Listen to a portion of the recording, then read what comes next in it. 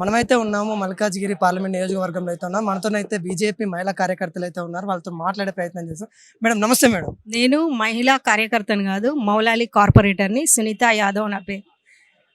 అయితే ఈటెల రాజేందర్ గురించి చెప్పాలంటే ఆయన పరిచయం అక్కర్లేని వ్యక్తి తెలంగాణకి. ప్రపంచం గర్వించదగ్గ నాయకుడు నరేంద్ర మోడీ గారు, తెలంగాణ గర్వించదగ్గ నాయకుడు మన ఈటెల రాజేందర్ గారు. మల్కాజ్గిరి చరిత్రలో బీజేపీ జెండా పార్లమెంటు ఎప్పుడు ఎగరలేదు, కానీ ఈసారి ఖచ్చితంగా మల్కాజ్గిరిలో బీజేపీ జెండా ఎగురుతుంది. ఎందుకంటే మల్కాజ్గిరి ప్రజలు ఇంతకుముందు కాంగ్రెస్ పాలనను చూసిరు, బీఆర్ఎస్ పాలనను చూసిరు, కాంగ్రెస్ ఎంపీలను చూసిరు. మనకు తెలిసిందే, గతంలో మల్కాజ్గిరి ఎంపీ రేవంత్ రెడ్డి గారు ఆయన గెలిచి అక్కడి నుంచి పిసిసి అధ్యక్షుడైండు, తర్వాత సీఎం కూడా అయిండు. కానీ మల్కాజ్గిరికి ఏమీ చేయలేదు. ఇది మల్కాజ్గిరి ప్రజలకు తెలుసు. కాబట్టి వాళ్ళు కాంగ్రెస్కి ఓటు వేయరు. ఇక బీఆర్ఎస్కి ఓటు వేసినా వేస్టే, అది మోరీలో వేసినట్టే అవుతుంది. కాబట్టి వాళ్ళకి నెక్స్ట్ ప్రత్యామ్నాయంగా బీజేపీ, అసలు ప్రత్యామ్నాయం లేని పార్టీయే మల్కాజ్గిరిలో బీజేపీ. మొదటి నుంచి బీజేపీ బలంగా ఉన్న నియోజకవర్గంలో మల్కాజ్గిరి ఒకటి. ఎప్పుడు కానీ మన జిహెచ్ఎంసీ ఎలక్షన్లో చూసినా కానీ మల్కాజ్గిరిలో 3 బీజేపీ కార్పొరేటర్లు 3 కార్పొరేట్ సీట్లు కొద్ది తేడాతో, 100ల తేడాతో ఓడిపోవడం జరిగింది. బలంగా ఉంది బీజేపీ. ఇంకా బలం చేస్తాం ఈ రాబోయే రోజుల్లో. తప్పకుండా మాకు రాజేందర్ అన్న గెలుస్తాడన్న నమ్మకం ఉంది.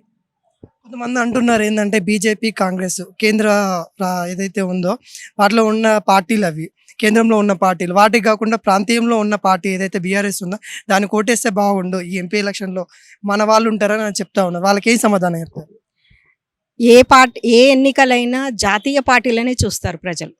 ముఖ్యంగా ఇది జాతీయ ఎన్నికలు, పార్లమెంట్ ఎన్నికలు కాబట్టి ప్రాంతీయ పార్టీలను అసలు ప్రజలు చూడరు, వాళ్ళకి ఆలోచన కూడా రాదు.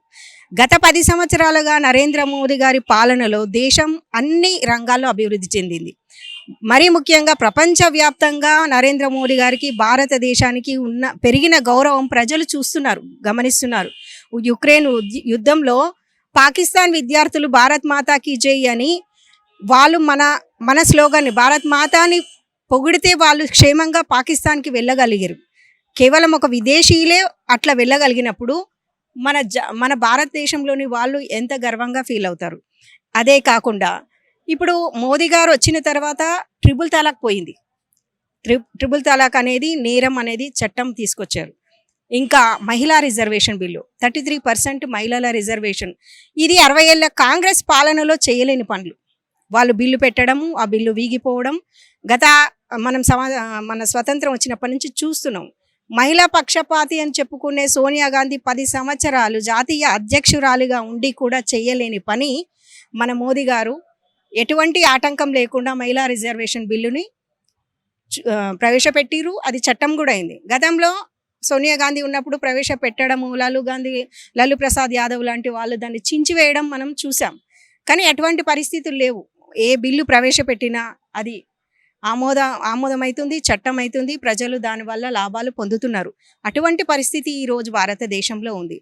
కాశ్మీర్ ఈరోజు ఎంత ప్రశాంతంగా ఉంది, ఉద్యోగాలు వాళ్ళకు కలుగుతున్నాయి. లేకపోతే రోజు పేపర్లలో, వార్తల్లో కాశ్మీర్ ఉండేది, ఎప్పుడేదో ఉగ్రవాద దాడి, చంపడం, నరకడం ఇలాంటివి ఉండేవి.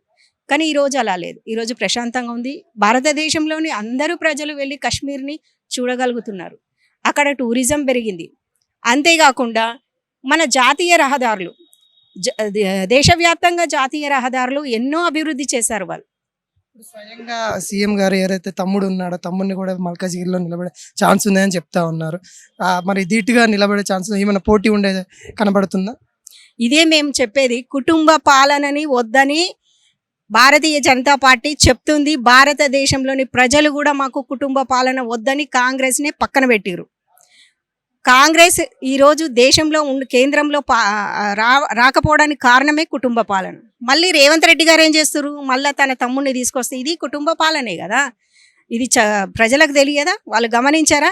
కాబట్టి ఆయనని తిరస్కరిస్తారు, ప్రజలు తిరస్కరిస్తారు, రాజేందర్ గారికే పట్టం కడతారు.